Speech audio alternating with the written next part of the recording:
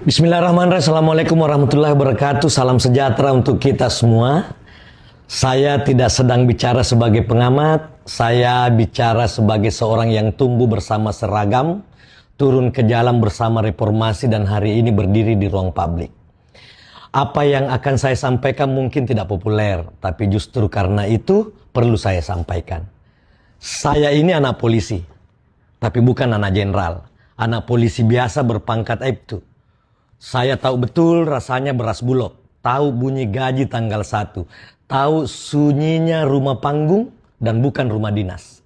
Dan tahu bahwa seragam bapak saya bukan simbol kuasa, tapi simbol kewajiban. Bahkan kadang menjadi simbol pengorbanan. Dan saya juga mantan aktivis 98. Saya dulu turun ke jalan bukan untuk membenci polisi, melainkan menyelamatkan polisi dari politik kekuasaan. Maka ketika hari ini muncul wacana, polisi sebaiknya dibawa kementerian saja, saya tidak marah. Saya justru prihatin. Karena itu tanda bahwa kita mulai lupa. Bahkan pada alasan kita dulu berjuang.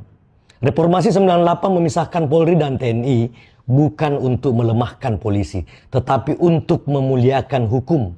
Agar hukum tidak lagi berbicara dengan bahasa senjata. Agar polisi tidak lagi menjadi bayang kekuasaan. Polisi sipil itu bukan polisi jinak. Polisi sipil adalah polisi yang beradab secara konstitusi. Bukan polisi yang ditaruh di bawah meja menteri. Mari jujur secara logika. Menteri adalah jabatan politik. Setiap pagi berpikir koalisi. Setiap malam menghitung elektabilitas. Kalau polisi diletakkan di bawah kementerian, yang kita pindahkan bukan sekedar struktur, tetapi loyalitas. Dari hukum ke kekuasaan, dari konstitusi ke kepentingan. Dan itu bukan solusi, itu kemunduran yang dibungkus dengan jargon. Tapi saya tidak sedang menutup mata juga. Ada polisi yang buruk, ya ada. Dan saya tidak membelanya. Tapi mari kita ukur dengan akal sehat, bukan dengan emosi viral. Jumlahnya 0,00 sekian, namun viralnya 0,1 juta. Karena kamera lebih suka skandal daripada pengabdian. Algoritma lebih mencintai kemarahan daripada kebenaran. Satu oknum jatuh, ratusan ribu polisi baik ikut ditampar. Dan anehnya kita menyimpulkan lembaganya yang salah.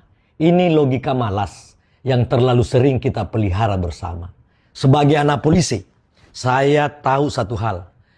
Kebanyakan polisi tidak hidup mewah. Yang mewah itu hanya berita tentang mereka. Mereka bekerja dalam senyap, disumpahi ketika salah, dilupakan ketika benar. Kalau yang